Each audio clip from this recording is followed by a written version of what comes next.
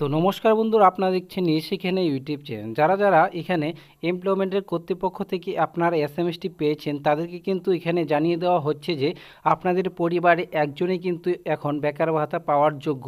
এবং অনেক এলাকাতে কিন্তু এখানে এক্সচেঞ্জ অফিসে আপনাদের হাতে কলমে লিখিয়ে নেওয়া হচ্ছে যে এখানে একটি পরিবারে শুধুমাত্র একজনই কিন্তু সেই প্রকল্পের টাকা পাবে। তো চলুন বন্ধুরা, বিস্তারিত দেখা নিচ্ছি এখানে উত্তর দিনাজপুরের একটি আপডেট।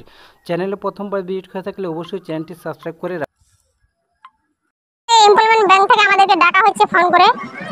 একে পরিবারে দুজন পাচ্ছি, তার জন্য বলছে জমা দিতে হবে কাগজপাতি, একজনকে স্থগিত করতে হবে, একজন থাকবে হবে নিজে উদ্ধার করতে জমা দিতে বলছে। এখন বলছে উপর মহল থেকে নাকি বলে এখন সিদ্ধান্ত নিবে কে পাবে।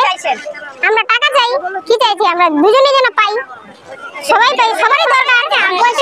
কিন্তু তারপরেও আজকে হঠাৎ করে ডেকে বলছে যাদের নামের বাবার নাম একই আছে এবং কি যাদের মোবাইল নাম্বার একই আছে, যারা একই ফ্যামিলিতে মানে বাবার নাম একই, তাদেরকে লিখিত দিতে হবে যে একজন হচ্ছে ভাতা পাবে, বাকিদেরকে বাদ দেওয়া হবে।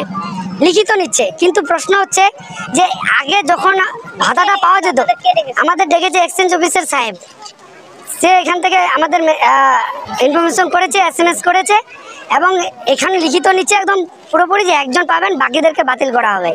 আমার প্রশ্ন হচ্ছে যে 2013 সালে যদিও বা অনেকে একই ফ্যামিলিতে ছিল, আজকে 30 বছর বয়সে এসে আমরা দেখতে পাচ্ছি প্রত্যেকজন ভাই যারা আছি সবাই বিবাহিত হয়ে সেপারেট ফ্যামিলিতে আলাদা আলাদা হয়ে গেছে।